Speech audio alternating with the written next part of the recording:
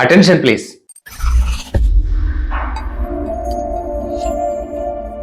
ఓం చిరంజీవినే నమః. హనుమాన్ చాలీసా ఎన్నో కోట్ల మందికి స్తోత్ర పాఠమై, గుండెల్లో ధైర్యమై, విశిష్ట రీతిన తరింపజేసింది.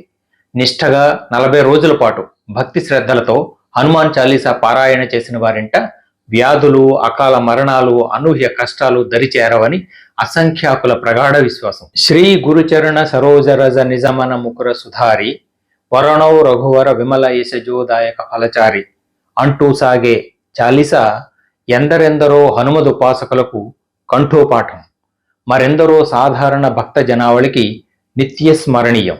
శంకర సువన కేసరీనందన తేజప్రతాప మహాజగవందన అంటూ రోజూ పఠించేవారికి హనుమాన్ చాలీసా అంటే అమృతోపమానం. ఎత్ర ఎత్ర రఘునాథ కీర్తనం తత్ర తత్ర కృతమస్తకాంజలిం బాష్పవారి పరిపూర్ణలోచనం మారుతిం నమత రాక్షసాంతకం అని మారుతిని కళ్ళలో నిలుపుకొని పులకించిపోయే భక్తులెందరో. ఇంతటి పావన హనుమాన్ చాలీసా ఎలా పుట్టిందో తెలుసా? గోస్వామి తులసీదాస్ అవధ ప్రాంతానికి చెందిన కవి, తత్వవేత్త. ఉత్తరప్రదేశ్లోని లక్నోవు సమీప ప్రాంతాలను అవధ దేశంగా పిలిచేవారు. గోస్వామి తులసీదాసు యూపీలోని రాజ్పూర్ గ్రామంలో జన్మించాడు సుమారు 500 సంవత్సరాల క్రితం. ఆయన శ్రీరాముడి పరమభక్తుడు. రామాయణాన్ని హిందీ మూలంలో అందించిన తొలి కవి ఆయనే. సంస్కృతంలో రామాయణం రచించిన వాల్మీకి అవతారమే తులసీదాసు అని విశ్వసించేవారున్నారు. వారణాసిలో సంకటమోచన్ దేవాలయాన్ని కట్టించిన వారు ఈ తులసీదాసే. 1532-1623 సంవత్సరాల మధ్యకాలంలో ఆయన జీవించారు.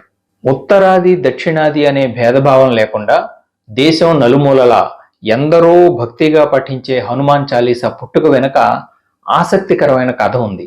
రామచరితమానస్ రచించాక ప్రజానీకంలో తులసీదాసు కీర్తి ప్రతిష్టలు ఇనుముడించాయి. ఆయనకు ఎన్నో మహిమలు ఉన్నట్లు జనం చెప్పుకునేవారు.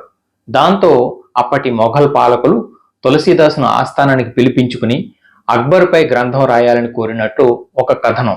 స్వయంగా అక్బరే పిలిపించి మహిమలు ప్రదర్శించాలని తులసీదాసును ఆదేశించినట్లు ఇంకో కథ వ్యాప్తిలో ఉంది.